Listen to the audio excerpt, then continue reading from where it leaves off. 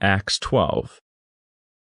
Now about that time, King Herod stretched out his hands to oppress some of the assembly. He killed James, the brother of John, with the sword. When he saw that it pleased the Jews, he proceeded to seize Peter also. This was during the days of unleavened bread. When he had arrested him, he put him in prison, and delivered him to 4 squads of 4 soldiers, each to guard him, intending to bring him out to the people after the Passover. Peter therefore was kept in the prison, but constant prayer was made by the assembly to God for him. The same night when Herod was about to bring him out, Peter was sleeping between 2 soldiers, bound with 2 chains. Guards in front of the door kept the prison. And behold, an angel of the Lord stood by him, and a light shone in the cell. He struck Peter on the side, and woke him up, saying, "Stand up, quickly." His chains fell off from his hands. The angel said to him, "Get dressed and put on your sandals." He did so.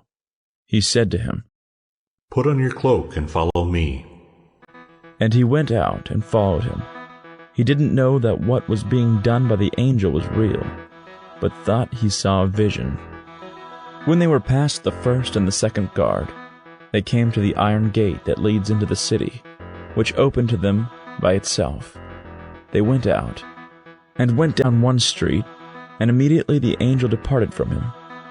When Peter had come to himself, he said, "Now I truly know that the Lord has sent out his angel and delivered me out of the hand of Herod, and from everything the Jewish people were expecting."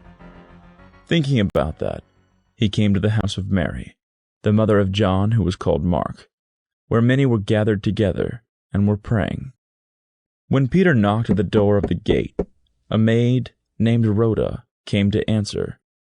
When she recognized Peter's voice, she didn't open the gate for joy, but ran in and reported that Peter was standing in front of the gate. They said to her, "You are crazy." But she insisted that it was so. They said, "It is his angel." But Peter continued knocking. When they had opened, they saw him and were amazed. But he, beckoning to them with his hand to be silent, declared to them how the Lord had brought him out of the prison. He said, "Tell these things to James and to the brothers." Then he departed and went to another place. Now as soon as it was day, there was no small stir among the soldiers about what had become of Peter. When Herod had sought for him and didn't find him, he examined the guards and commanded that they should be put to death. He went down from Judea to Caesarea and stayed there. Now Herod was very angry with the people of Tyre and Sidon.